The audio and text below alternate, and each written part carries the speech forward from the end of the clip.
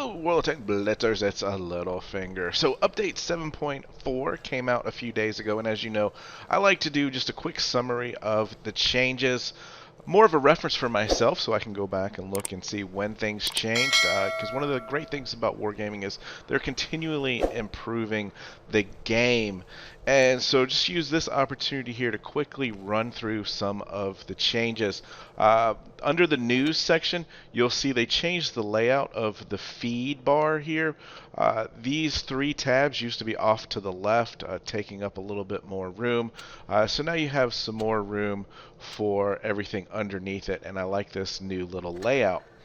The big update outside of the TD buffs that I'll go into in just a second is going to be your clan missions. And the reason I'm a few days late on doing this update is because mine came out and it was broken. So the first week, everyone filled up this bar all the way up to the top, and when I came in to claim the rewards, it kind of locked me out, and it was telling me to go on to the next week, and it wouldn't let me. They have since fixed that, although I think I've missed out on those rewards. We'll see if I get compensation later, but that is not really the point. The point is now that you have your personal missions, which are very important if you're somebody like myself who wants to progress in the game. Getting these done and getting these containers filled out each week really helps you out. You get free EXP, you get credits, sometimes gold, and then also if you come up to these containers, sometimes even a tank might pop out of one of those containers. So make sure if you're a new player, you're coming and opening your containers on a regular basis. Obviously, Wargaming does this to get you to come back so that you continue to play the game, right? So on to clan missions. These green ones here on the daily and weekly, they require that you be in a platoon with someone from your clan in order to complete them. And as you can see, this little marker is a blue crate. They've got the black crates and purple crates. The first week, these crates really had some really nice things in them. My understanding is they're going to tone that down a little bit. That was just kind of an introductory to the process to get people more aware of the clan missions. But these orange ones here that you'll see here, destroy 20 light tanks, those are individual, so you can still do these and work towards your clan progress. So you can see here 100 gold, 5 gold certificates, 180,000 silver, EXP, 300,000. You've got a camo here. This is United Gold camo. And free EXP. So a lot of things that you can get done here in the new clan missions.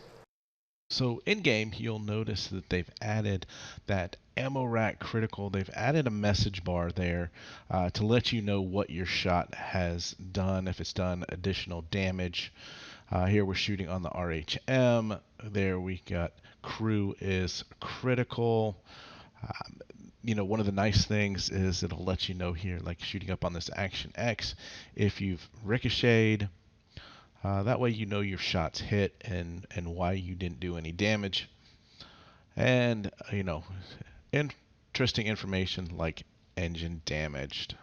Alright guys, so we're going to use Blitzhanger here just to go through some of the changes to tanks in the game. A great resource for looking at tank details like this. The TVP, T5051, Tier 10 medium European nation. This is going to be a premium tank, it looks like. And interesting, totally different, I think, in the sense that you don't have much damage per minute or pen on this tank, but what you do have is really nice speed, 60 kilometers per hour, 20 backwards. So you've got a lot of mobility, and the difference here is that the burst damage, 1240. You've got 4 shells in this auto loader, 2.5 seconds between shots. So in 7.5 seconds, you can do 1200 damage. So this looks like it could be a very interesting play indeed. So we'll see when that comes out. Obviously, we've heard about the AMX M4 coming out as the French Tier 10 heavy collector. Looked like it might have been playing a little bit too well on the test servers. Um, they have certainly nerfed those numbers down a good bit, as well as taken the armor down, which we'll see in a second. The rest of these are primarily going to be buffs to TDs. We've got the tortoise here, and you can see damage per minute numbers going up. T28, again, penetration numbers going up. And for the most part, it is either a combination of either pen or DPM damage numbers going up. The Yag Tiger here is really nice tank now. As you can see, your pen has gone up slightly and your damage has gone up, which has caused that damage per minute number to increase to over 3,100. This tank, I believe, is going to be on sale shortly for about 5,000 gold. I would highly recommend picking that up if you can.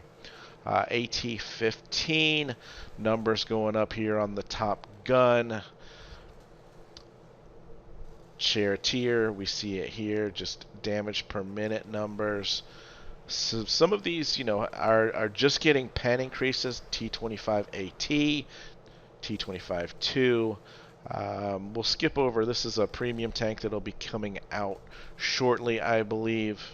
Don't know too much about it just yet. SU-152, again, pen, JP, pen increase. 87, you've got DPM and pen increases. So a huge buff to all of these TDs, and that's because the heavies recently got their buff, especially with hit points, and so we need to contradict that. There's just too many heavies out there right now, and so this is Wargaming's way of trying to get more TDs out there, right? And here we see the AMX losing a little bit of frontal armor there, and then we've got around the gun mantlet here, we're gaining some armor on the Object 704. So those are going to be the majority of your changes here in update 7.4. So as always, guys, have fun out there. Stay safe, get educated, not fingered. Littlefinger out.